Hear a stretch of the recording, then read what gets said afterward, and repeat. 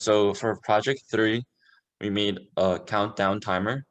So this is our overall top file. As you can see here, our top file has everything included in it. And our top file, our inputs are the clock from the FPGA, an on-off switch, 3 buttons, A, B, and reset, and then we're outputting to the 7-segment display, so with anode and cathode. Yeah. So overall, we have we're using a debounce module for the 3 input buttons. That way, the buttons don't just get continuously pressed if you hold on to them. And then we have a counter that increments or decrements or resets depending on what the buttons are being pressed. And then it outputs like initial time. And then we have some clock dividers here, which are later used in the later modules. So then we have a counter that counts down. So basically it's similar to the original increment decrement counter, but instead it counts down. And then from the number output, the math output of the counters, it's put into the binary to BCD, so that way when we out whatever so binary to BCD, so that way the 7-segment display, which gets the result from that module, is able to display the time in decimal value. So overall, I'll quickly discuss the debounce module. So in here, we also have a divided clock, a clock divider. So we have a slow clock, and basically what happens is that we have a bunch of flip-flops, and basically the flip-flop stores previous values, right? So the previous value has to have changed in order for the like to register it as a new button press. I'll talk about the counter. So we made 2 counters for this project, one to increment and decrement the inputs from the buttons and then store them, and the other one to count down from the stored value and count down. If you look here, we have a clock so that we can increment and decrement at a positive edge. A and B are inputs.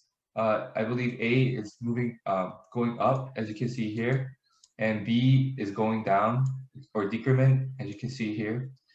It's very simple. We had a problem with actually not with this one. Yes, and the counter here. This is a decrementing counter. It counts down automatically with the on-off switch. We had a problem with this counter where we were trying to set the initial time, which is the stored value coming from the previous counter, equal to the counter of this counter, as you can see here. And for some reason, we weren't able to make this work without the initial clause, and we don't understand why, but it will be interesting to find out why later in class or in the future. And it just counts down from the initial value. So we make it initial in the beginning, the counter initial time in the beginning, then it will count down to 0. And once it reaches 0, it will go back to the initial time. Yeah, so I'll take it from here, and another feature that we have is to convert the binary to binary control decimal, binary something decimal. Basically what we basically did here is the overall is just like putting everything on a shift register and then shifting to the left by one and then adding 3 if the 1 tens or hundreds and one of them is greater than 5, we add 3 to that thing. One thing, like, I don't completely understand the algorithm. Like, I understand how it works visually, but before we were just trying to display 1 and 10, so we got rid of the hundreds column. But I think just having just 6 bits gave it like messed with the algorithm. So here we decided to ultimately revert back to having an 8-bit value, and it made the algorithm work. And also overall, before in the lab 2, we already had a working 7-segment module, but I decided to rewrite it on the scene on the left. So basically, I made it where there's one module for just for the anode, one module that go through each of the different digits, and then one module that converts like, oh, if we want one digit to be a certain value, then it'll be that number or what like this.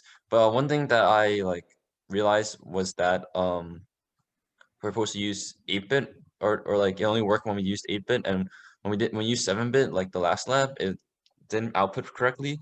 So yeah, we use 8-bit here. All right, so as for why we did this lab, we thought that we started kind of late because we struggled through lab 2 to start with, and then we decided to stick with 7-segment display because we thought we already understood it, or we had a good understanding of it, and we just had to like clean it up a bit here, and also wait, John, do you have anything to say? Yeah, I thought the timer would be a good idea because we thought it was simple, because we don't have to use a separate display, and all we have to do is create a counter module and a button module. But then it was more complicated than what we expected because of the debounce and the initial problem that we had with the counter.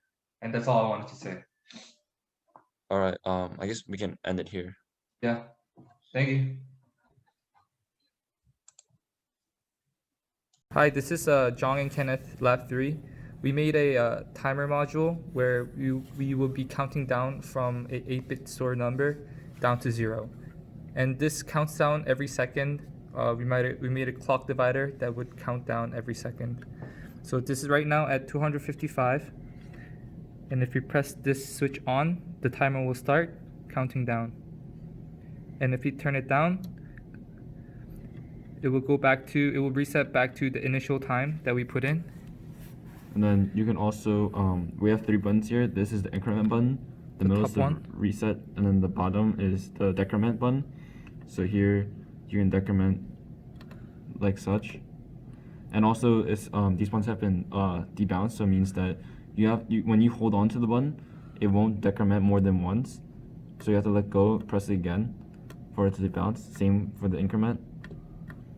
Anyway, so we can reset and it goes straight to 0, and then increment from there, 1, 2, and then we can turn on the countdown switch, turn on the timer, and it'll count down, but it will not count down more than past 0. When we turn the switch back off, it goes back to initial time that was held at. So also while we're counting down, we can also do increment, but won't change the value there. But it'll remember that you pressed the button while you're doing that, so it has incremented the initial counting time to 7.